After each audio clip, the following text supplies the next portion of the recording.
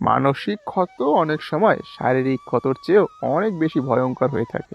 খুব ছোট্ট একটা ছেলে প্রচণ্ড রাগী ছিল। তার বাবা তাকে একটা পেরেক ভর্তি ব্যাগ দিলেন এবং বললেন যে যতবার তুমি রেগে যাবে ততবার একটা করে পেরেক আমাদের বাগানের কাঠের বেড়াতে লাগিয়ে আসবে। প্রথম দিনেই ছেলেটিকে বাগানে গিয়ে 37টি পেরেক মারতে হলো। পরের কয়েক সপ্তাহে ছেলেটি তার রাগকে কিছুটা নিয়ন্ত্রণে আনতে পারলো, তাই প্রতিদিন কাঠে নতুন পেরেকের সংখ্যাও ধীরে ধীরে কমে গেল। সে বুঝতে পারলো হাতুড়ি দিয়ে কাঠের বেড়ায় পেরেক বসানোর চেয়ে তার রাগকে নিয়ন্ত্রণ করা অনেক বেশি সহজ। শেষ পর্যন্ত সেই দিনটি এলো যেদিন তাকে একটিও পেরেক মারতে হলো না।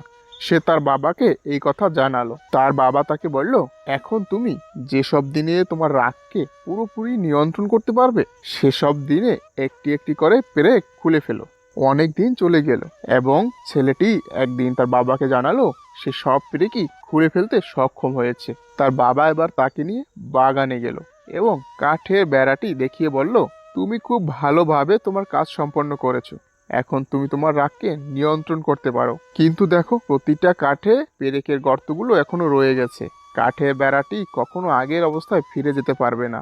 যখন তুমি কাউকে রেগে গিয়ে কিছু বলো তখন তার মনে ঠিক এমনই একটা আঁচড় পড়ে যায়। তাই নিজের রাগকে নিয়ন্ত্রণ করতে শেখো। মানসিক ক্ষত অনেক সময় শারীরিক ক্ষতর চেয়েও অনেক বেশি ভয়ঙ্কর হয়ে থাকে।